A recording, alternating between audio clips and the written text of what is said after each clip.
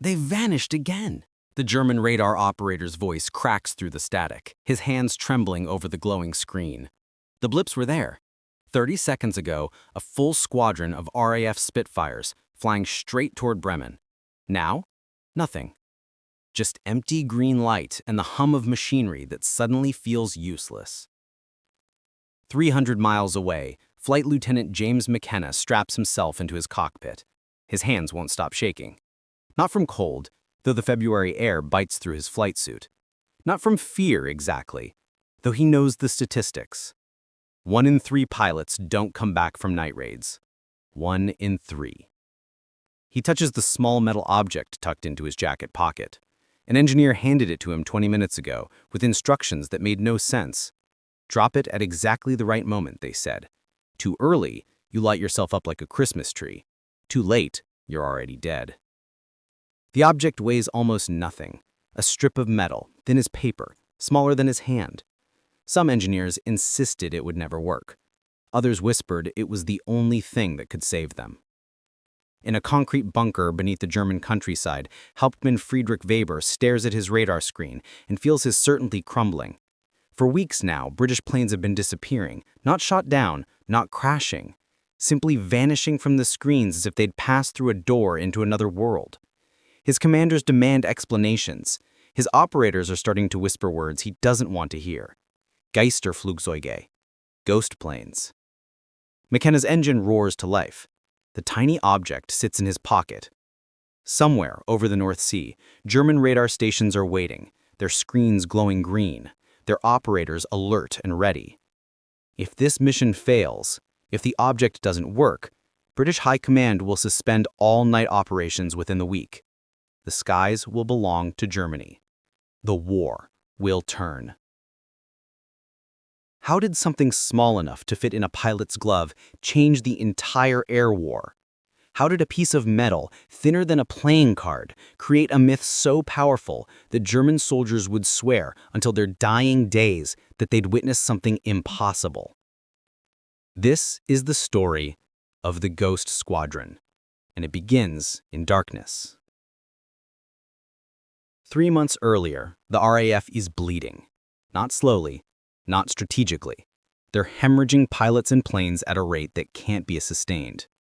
The problem isn't German fighters, though the Messerschmitts are deadly. It's not flak, though the anti-aircraft fire turns the night sky into a maze of fire. The problem is that the Germans can see them coming. Every single time. Pilot Officer David Harrison writes a letter to his mother he hopes she'll never read. The lamp flickers in the barracks as his pen scratches across paper. By the time you get this, I'll probably be gone. The Germans know where we are before we know where we are. It's like flying into a trap that's already sprung. He folds the letter carefully, seals it, and hands it to the chaplain, who's stopped asking if the boys want to talk. The chaplain has too many letters already. In a laboratory that smells of solder and desperation, Dr. Robert Jameson throws another prototype against the wall. It shatters. The third one today. Their team hasn't slept in 48 hours. The problem seems impossible. German radar can track Allied formations from the moment they cross the coast. Distance, altitude, speed, direction. Every vector calculated, every gun positioned, every fighter scrambled with perfect timing. The mathematics are elegant. The results are catastrophic. Wing Commander Charles Patterson stands before a map covered in red pins. Each pin marks a plane that didn't return. The map looks like it's bleeding. His superior officers want answers. How many more raids can they sustain? How long before they lose control of the night skies entirely? Patterson does the calculations in his head and feels sick. At current loss rates, they have weeks, maybe days. The German radar network is a masterpiece. Stations stretching along the coast, each one feeding data to the next, creating an invisible web that nothing can penetrate. The technology is so advanced that Allied intelligence initially refused to believe the reports. Surely the Germans couldn't track individual aircraft from 60 miles away. Surely they couldn't guide fighters directly to bomber formations in complete darkness. But they can, and they are. Oberstleutnant Klaus Richter sits in his radar station and allows himself a moment of pride. The screen before him shows everything. 3 formations approaching from the west. Altitude, 12,000 feet. Speed, 200 knots. He speaks calmly into his microphone, directing fighters toward the British bombers like a conductor leading an orchestra. This is modern warfare. Clean. Precise. Inevitable. The RAF bombers never see what hits them. Back in England, the mood in the operations room is funeral. Patterson receives the casualty reports and tries not to let his face show what he's thinking. 15 planes lost last night. 15 crews. 105 men who won't be having breakfast. The air marshal wants a briefing in 30 minutes. What is Patterson supposed to say? That they're being hunted? That the Germans have turned the sky into a killing floor? That maybe, just maybe, they need to stop flying until they find a solution. In the laboratory, Jameson's hands are burned from hot solder. His eyes are red from lack of sleep. His team is arguing again. Every solution they've proposed has a fatal flaw. Jam the radar signals? The Germans will change frequencies. Fly lower? The flock will murder them. Fly higher? The fighters will climb. There's no way out. No gap in the system. The German radar network is too good. One of the younger engineers, a kid named Thompson, who looks like he should still be in university, suggests something absurd. What if we don't hide from the radar? What if we give it too much to see? The room goes quiet. Explain, Jameson says. Thompson's hand shakes as he draws on the chalkboard. What if we could make one plane look like 100 planes, flood their screens with so many targets they can't tell what's real? Someone laughs. It's not a kind laugh. But Jameson doesn't laugh. He's staring at the chalkboard like he's seeing something no one else can see. His mind is racing through calculations, through possibilities, through the desperate mathematics of survival. How? He asks quietly. Thompson has no answer. None of them do. Not yet. But the seed is planted. The first reports come from the German side. Isolated incidents, unexplained. A radar operator near Hamburg reports that a formation of British bombers suddenly multiplied. One moment, 12 blips on the screen. The next moment, hundreds. He assumes equipment malfunction. He recalibrates, runs diagnostics. The system checks out fine. 2 nights later, it happens again. Different station, different operator. The British planes are there, solid and clear, and then the screen erupts with ghosts. Phantom aircraft appearing from nowhere, swirling around the real bombers like a protective cloud. The operator tries to vector fighters toward the formation. But which blip is real? Which are illusions? The fighters find nothing but empty sky. Hauptmann Weber reads the reports with growing unease. Equipment failure makes sense once, maybe twice. But this is happening across multiple stations. The pattern is too consistent to be random. Something has changed. The British have done something. But what? German intelligence reviews the reports. Some dismiss them as operator error. Others suggest atmospheric interference. A few whisper about new British technology, but no one can explain how it works. Radar doesn't lie. Radar shows what's there, and yet the screens are showing ghosts. The rumors start quietly, in radar stations, over schnapps after long shifts. Operators share stories. The British have invisible planes. They've developed some kind of cloaking device. One operator swears he watched a formation of Spitfires dissolve into thin air, not shot down, not crashed, just gone. Another claims the British can bend light itself. The word begins to spread. Spukgeschwader, the Ghost Squadron.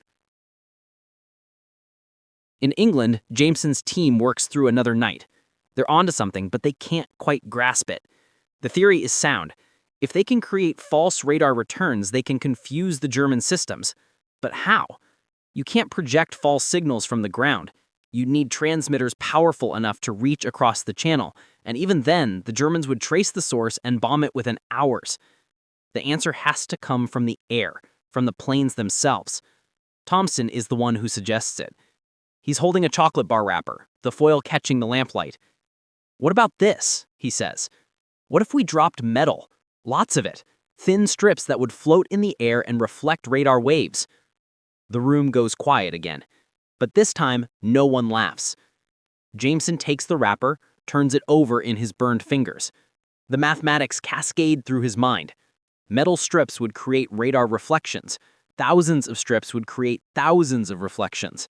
A cloud of metal chaff could theoretically bloom across a radar screen like fireworks. The German operators would see 100 targets where there was only one. It could work, Jameson says slowly. Or it could kill everyone, someone else points out. If the timing is wrong, if they drop it too early, those strips will show the Germans exactly where the planes are. We'd be painting targets on our own bombers. The room falls silent, because that's true. The invention could save them, or it could doom them. There's no middle ground. They have 9 days to figure out which. The next week is a blur of desperation. Jameson's team works in shifts that blur into a continuous stream of trial and error. They test different metals, aluminum, copper, steel. They test different shapes, strips, ribbons, threads. They calculate drop rates, descent patterns, radar reflection coefficients.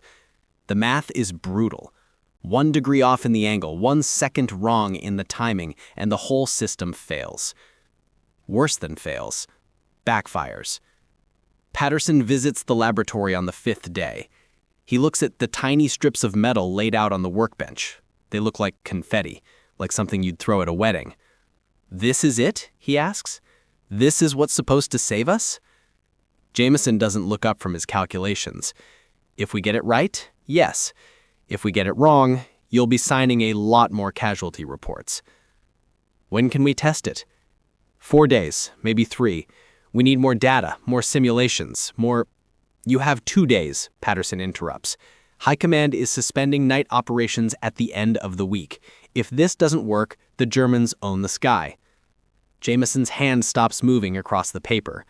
2 days. They need a miracle in 2 days.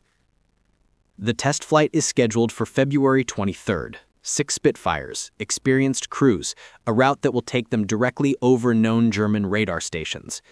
Each plane carries bundles of the metal strips, carefully packed, carefully measured. The pilots receive their briefings in silence. They understand what's being asked of them. Fly into the teeth of German radar. Wait until the exact moment the enemy locks on, then drop the strips and pray. Too early, and they mark themselves for death. Too late, and they're already being targeted by fighters they can't see. Flight Lieutenant McKenna volunteers to lead. He's flown 43 missions. He's watched friends die in fire and darkness. He's run the numbers in his head and knows his luck is running out. But if this works, if these tiny strips of metal can actually blind the German radar, it changes everything. The night is cold and clear, perfect conditions, which means perfect conditions for German radar too. The Spitfires take off at 2100 hours. The metal strips are secured in release mechanisms that look like they were built in someone's garage, because they were. There was no time for proper engineering, no time for testing, just desperate men with soldering irons and hope. McKenna levels out at 12,000 feet. His hands are steady on the controls, but his heart is hammering. The channel passes beneath him, black water reflecting starlight. Ahead, somewhere in the darkness, German radar stations are coming online, their screens warming up, their operators settling into their chairs, ready for another night of guiding death toward British planes. The radio crackles. "Bogey lead, this is control. German radar should have you in 30 seconds. 30 seconds. McKenna's thumb hovers over the release mechanism. The strips are ready, thousands of them, packed tight, waiting to burst into the air like a metallic cloud. If Jameson's calculations are right, the cloud will bloom across every radar screen within 50 miles. The Germans will see 100 planes where there are only 6. If the calculations are wrong, McKenna and his squadron will be dead in minutes. 20 seconds. McKenna thinks about the letter he wrote to his sister. It's in the chaplain's office with all the others. Letters from men who knew they might not come back. He wonders if she'll understand what he was trying to tell her. That sometimes you have to fly toward the thing that scares you most. That sometimes The only way out is through. 10 seconds. The radio crackles again. Bogey lead, German radar has locked on. You are being tracked. This is it. The moment. Everything depends on timing. Too early, and the strips will fall away before the radar can paint them. Too late, and German fighters are already vectoring in they can't see. McKenna feels the weight of the decision pressing down on him like physical force. 6 planes, 36 men. The entire future of RAF night operations. He presses the release. Nothing happens. For a second that stretches into eternity, nothing happens. McKenna's heart stops. The mechanism is jammed. The strips aren't deploying. They're going to die because of a mechanical failure, because some piece of hastily soldered equipment, and then the strips explode into the night. Thousands of them, tens of thousands, a glittering cloud of metal that catches the moonlight and spreads like smoke. The strips tumble and twist, each one a perfect radar reflector, each one creating its own signature on the German screens below. In his radar station, Hauptmann Weber watches his screen explode with contacts. One moment, he's tracking 6 aircraft. The next moment, his screen is white with blips. Hundreds of them. Thousands. Filling the scope like a swarm of locusts. He shouts into his microphone trying to vector fighters, but which target? How can he direct his pilots when there are too many targets to count? His operators are panicking. Screens flashing. Alarms sounding. The British planes were there, and now they are hidden in a storm of false returns, like trying to find a specific raindrop in a downpour. "Where are they?" his superior demands over the radio. "Where did they go?" Weber stares at his screen, at the chaos blooming across the green light, and realizes he has no answer. The British planes have vanished, swallowed by their own ghosts. McKenna feels his Spitfire surge forward, suddenly free from the invisible eye that was tracking him. The release mechanism worked. The strips are deployed. Behind him, 5 other planes are following suit, each one dropping its payload, each one creating its own cloud of confusion.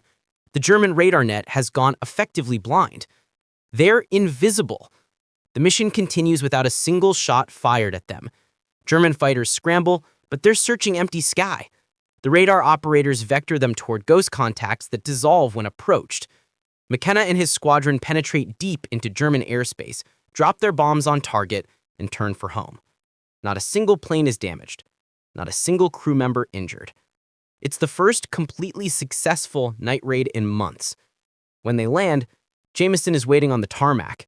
His face is pale. His hands are shaking. "Did it work?"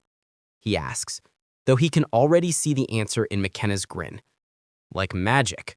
One second they had us, the next second we vanished." The laboratory erupts in cheers, grown men crying with relief, engineers hugging each other. Someone opens a bottle of whiskey that's been saved for exactly this moment. The tiny strips of metal, the things that looked like wedding confetti, have just changed the war. But the work isn't finished, because the strips are effective, yes, but they're also dangerous. The timing has to be perfect. Drop them wrong, and you create a beacon that guides the enemy right to you. The strips can save you or kill you, and the margin between the two is razor thin. Over the next weeks, more squadrons are equipped with the strips. More pilots are trained in the precise timing required. The RAF gives the invention a code name: Window. Simple. Innocuous. A word that reveals nothing about what it actually does. The Germans, meanwhile, are descending into confusion. Radar station reports become increasingly desperate. Operators describe formations that multiply impossibly, planes that vanish mid-flight, contacts that split and merge and dissolve like smoke. Some blame equipment failure, others blame atmospheric conditions. A few blame British witchcraft. The myth of the Ghost Squadron grows. German soldiers share stories of impossible things, planes that appeared and disappeared like ghosts, British pilots who could turn invisible. Some swear the RAF has mastered some kind of electromagnetic sorcery, or others whisper about captured alien technology, about secret weapons developed in underground laboratories. The truth is both simpler and more remarkable. It's not magic. It's just metal. Strips so thin you could tear them with your hands. So light they float on air currents for minutes after being dropped. But when used correctly, with perfect timing, they create an illusion so convincing that an entire nation begins to believe in ghosts.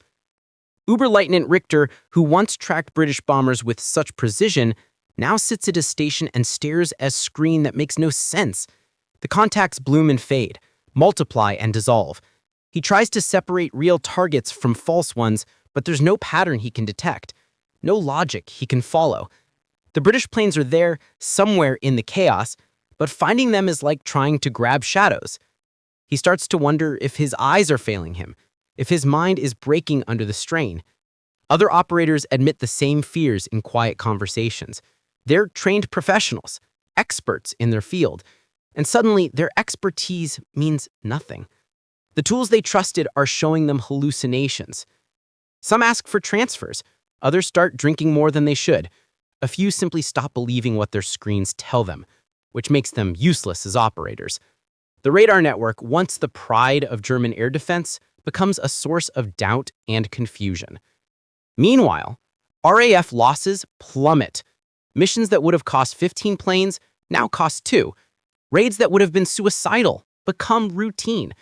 British bombers penetrate deeper into German territory, hit targets with greater accuracy, return home with lower casualties. The tide is turning, though not everyone realizes it yet. But there's a cost, because window isn't a perfect solution. It's a desperate measure, a trick that works until the enemy adapts, and the Germans are already adapting. Intelligence reports suggest they're developing new radar frequencies, new filtering techniques, new ways to distinguish real targets from false ones. The window of effectiveness, pun grimly intended, is closing. The engineers know this. They're already working on the next generation, the next trick, the next desperate innovation. Because that's how wars are won. Not through one brilliant invention, but through an endless cycle of adaptation and counter-adaptation. You find an advantage, exploit it until the enemy catches up, then find another advantage. It's exhausting, it's brutal, and it's the only way to survive. McKenna flies his 60th mission in May. He's one of the lucky ones. Most pilots don't make it past 40. He carries his strips of window carefully, treats them with the respect you'd give a loaded weapon, because that's what they are. A weapon that defends by deceiving. A shield made of lies. After the raid, after the debrief, after the whiskey and the forced laughter, he sits alone in the barracks and thinks about the German radar operators. Men like him, really, doing their jobs, trusting their equipment, trying to survive a war they didn't start. Now they're staring at screens that lie to them, seeing ghosts, doubting their sanity. There's no satisfaction in it, just the grim knowledge that this is what victory looks like. Making the enemy afraid of shadows, turning their strengths into weaknesses, forcing them to doubt the things they once trusted. It's not glorious, but it works. By June, the myth of the Ghost Squadron has spread beyond radar stations. Frontline soldiers report seeing British planes appear and disappear. Anti-aircraft crews swear they fired up formations that weren't there. The stories grow in the telling, becoming more elaborate, more impossible. Some claim the British pilots are spirits of the dead, returning for revenge. Others say the planes are piloted by demons. The truth would disappoint them. The truth is strips of metal, carefully timed, cleverly deployed. The truth is mathematics and desperate innovation. The truth is young men with burned hands working through the night in a laboratory that smells like solder. But myths are more powerful than truth. Myths spread faster, dig deeper, create fear that facts alone could never generate. The Germans are fighting ghosts now, and ghosts are unbeatable. How do you shoot down something you can't trust yourself to see? How do you defend against an enemy that exists in the space between reality and illusion? You can't. And slowly, gradually, the German air defense begins to crumble. The war isn't won by window alone. No single invention wins wars. But window changes the equation. It buys time. It reduces losses. It allows the RAF to maintain pressure at a moment when maintaining pressure is everything. The strips of metal, the tiny objects that weighed almost nothing, shift the balance in ways that reverberate through the entire conflict. Dr. Jameson receives a commendation he's not allowed to tell anyone about. His invention is classified, buried under layers of secrecy that will persist for years after the war ends. He goes back to his laboratory, back to his team, back to the endless work of staying one step ahead. There's no time for celebration. The Germans are adapting. New challenges are emerging. The war continues. Thomson, the young engineer who first suggested the idea, doesn't survive to see victory. His plane goes down over Hamburg in 1944, shot down by flak during a raid that, ironically, was made possible by his own invention. His name appears on a memorial wall along with thousands of others, young men who gave everything for a few more years of peace. McKenna makes it through the war. 73 missions, a record in his squadron. He comes home to England, to his sister, to a life that feels strange and hollow after so much darkness. He never talks about the missions, never mentions the strips of metal that saved his life dozens of times. When people ask what he did in the war, he says he was a pilot and changes the subject. Years later, historians will study the development of Window. They'll write papers about its tactical effectiveness, its strategic implications, its influence on post-war electronic warfare. The strips of metal will find their way into museums, displayed behind glass, labeled with neat descriptions that explain the technology but miss the terror. Because the terror is what made it work. The terror of German operators watching their screens bloom with impossible contacts. The terror of British pilots releasing the strips and praying the timing was right. The terror of flying into darkness with nothing but a handful of metal and hope. The Ghost Squadron wasn't real, but for a few crucial months in 1943, it might as well have been. German soldiers believed, and belief in war is its own kind of weapon. The tiny object that changed the war wasn't mysterious. It was aluminum, cut into strips 14 inches long and half an inch wide. Thousands of them, bundled together, designed to create radar reflections. Simple physics, basic engineering, nothing magical about it. But dropped at the right moment, from the right altitude, in the right pattern, those strips created miracles, made planes vanish, turned radar screens into gardens of ghosts, saved lives that would have been lost, changed the outcome of battles that would have been defeats. Sometimes the smallest things carry the greatest weight. A thin strip of metal, a moment of perfect timing, an idea sketched on a chalkboard by a kid who looked too young to be fighting a war. These are the things that tip the balance. These are the invisible hinges on which history turns. The German radar operators never figured it out. Some of them went to their graves believing they'd witnessed something impossible. The Ghost Squadron, they would say. The planes that couldn't be there but were. The formations that multiplied like apparitions. The British witchcraft that turned the tide of the air war. Let them believe in ghosts. Let the myth persist, because the truth is both more mundane and more miraculous than any myth could capture. The truth is human beings, terrified and brilliant, improvising their way through catastrophe, creating solutions from scraps, building weapons from garbage, turning desperation into innovation. That's what saved Britain in those dark months. Not ghosts, not magic, just people who refused to accept that the problem had no solution. Engineers who worked until their hands bled, pilots who flew into darkness with experimental equipment, commanders who gambled everything on an invention that looked like confetti. The strips of window eventually became obsolete, replaced by more sophisticated electronic countermeasures, but the principle endured: deception, confusion, making the enemy doubt what they see. Every modern aircraft carries descendants of those first crude bundles of aluminum strips. The technology has evolved, but the core idea remains unchanged. Give them too much to see, hide in plain sight, turn their strength into weakness, be everywhere and nowhere, be the ghost in their machine. Flight Lieutenant James McKenna died in 1987, an old man who rarely spoke about the war. His sister found his medals in a shoebox at the back of a closet. Among them was a single strip of aluminum, 14 inches long, half an inch wide, carefully preserved in tissue paper. She didn't know what it was, didn't understand its significance. She almost threw it away. But something made her keep it. Some sense that this small thing, This piece of metal that weighed almost nothing had mattered in ways she couldn't quite grasp. She was right. It had mattered. It still matters. Because the story of Window is the story of how wars are really won. Not through grand strategies or overwhelming force, but through tiny advantages accumulated at terrible cost. Through innovations that look absurd until they work. Through young men gambling their lives on hunches and mathematics. The Ghost Squadron never existed, but for a few crucial months it was more real than reality. It haunted German radar screens and German nightmares. It changed the war in ways that are still felt today.